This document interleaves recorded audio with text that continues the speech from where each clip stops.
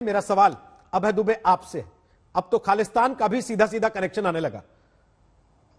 जो भारत के खिलाफ होगा उसके साथ आपका हाथ होगा। तो सरदाना जी, ये टूल किट का प्रश्न है नहीं। ये टूटती अर्थव्यवस्था, टार्चर होते किसान, तड़पाने वाली महंगाई, तार तार उद्योग, जार जार बेरोजगार, इन पर पर्दा डालने का एक प्रयत्न है सरकार का। और टूल किट तो बहाना है। दिशा से दुश्मनी का रिश्ता इस सरकार का पुराना है। यही दिल्ली पुलिस और यही भारतीय जनता पार्टी की सरकार, गौर से देखिए, इतना कसूर था सिर्फ उसके एनजीओ का कि उसने EIA के लिए, एनवायरमेंट इंपैक्ट असेसमेंट के लिए जो रूल्स फ्रेम कर रही थी सरकार 2020 में, उसमें आपत्तियां दर्ज कराई थी।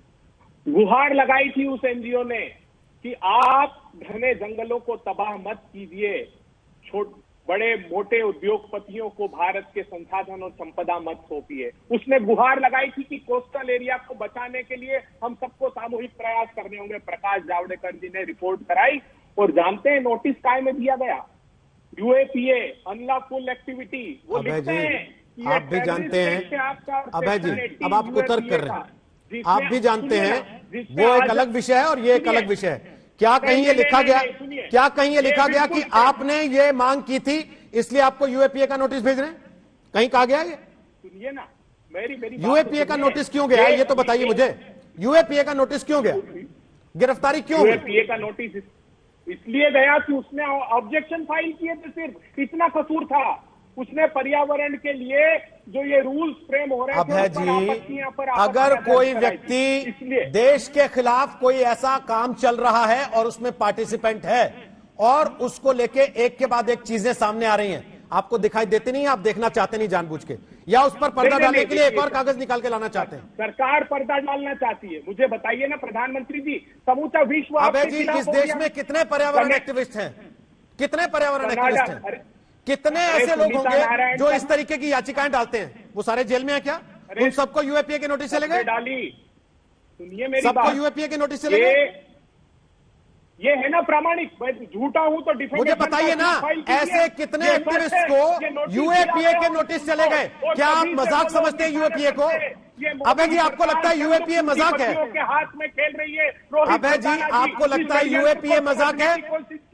अभय जी, आपको लगता है कि किसी खालिस्तानी संगठन के साथ मीटिंग में मौजूद रहना ये मजाक है? अभय जी, खालिस्तानी संगठन के साथ मीटिंग में होना मजाक है क्या? के कानून पर बोलते हैं अभय जी, आप तो दावा ये करने वाले लोग हैं ना कि खालिस्तान का सपना हम ही ने तोड़ा। तो कहते हैं कनाडा। अभय जी, किसको आतंकवादी बताएंगे? अभय जी, मुद्दे पे बात कीजिए ना, मुद्दे पे बात कीजिए अभय जी, सीधे सीधे मुद्दे पे बात कीजिए। आप तो वो पार्टी के प्रवक्ता है ना जो दावा करती है कि खालिस्तान की उम्मीद, खालिस्तान का सपना हमने तोड़ा, इंदिरा गांधी ने तोड़ा, क्योंकि चढ़ा दी टैंक हमने। आज खालिस्तान वालों के साथ अगर कोई मीटिंग में शामिल हो रहा है, आप उसकी पैरवी में खड़े हैं।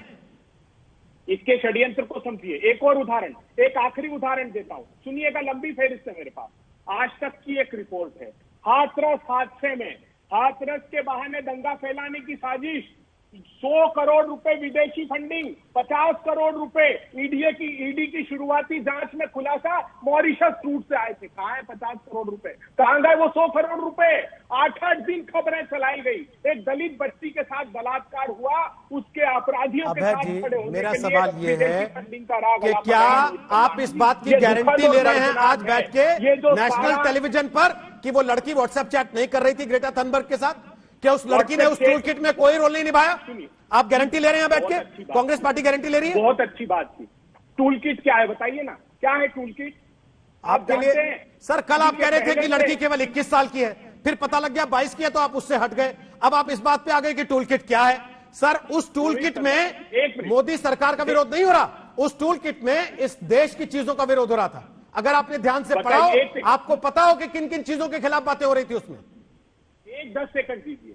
मैं इस देश के जो करोड़ों दर्शक आज तक देखते हैं उनको बताना चाहता हूं, ये टूल किट नाम का जो शब्द गढ़ा है मोदी सरकार ने, आजाद भारत के पहले। अभय जी, ग्रेटा थनबर्ग ने ट्वीट किया, कम से कम तथ्य तो सही लेके आइए। ग्रेटा थनबर्ग ने गढ़ा वो शब्द जिसने लिखा कि ये टूल किट मैं आप लोगों के रेफरेंस के लिए ट्वीट कर रही हूं। कम से कम अध्ययन तो करके आइए कि शब्द कहां से आ रहा है। तुम्हें आजादी दूंगा। अभय जी ये ग्रेटा थनबर्ग से ट्वीट मोदी सरकार ने करवाया था टूलकिट का। वानर सेना बनाकर अभय जी बताइए ना, अभय जी वानर सेना में आप बाद में शामिल हो जाइएगा, मुझे केवल ये बता दीजिए अभय जी, ये टूलकिट नाम का जिसका आप कह रहे हैं कि मोदी सरकार ने गढ़ दिया, ये ग्रेटा थनबर्ग से ट्वीट भी सरकार ने कराया था क्या? जिसके पीछे 4 दिन पहले तक आप खड़े थे, जब आपको खबर लगी थी कि दिल्ली पुलिस एफआईआर कर रही है, और जब नहीं हुई तो आप हट गए उससे।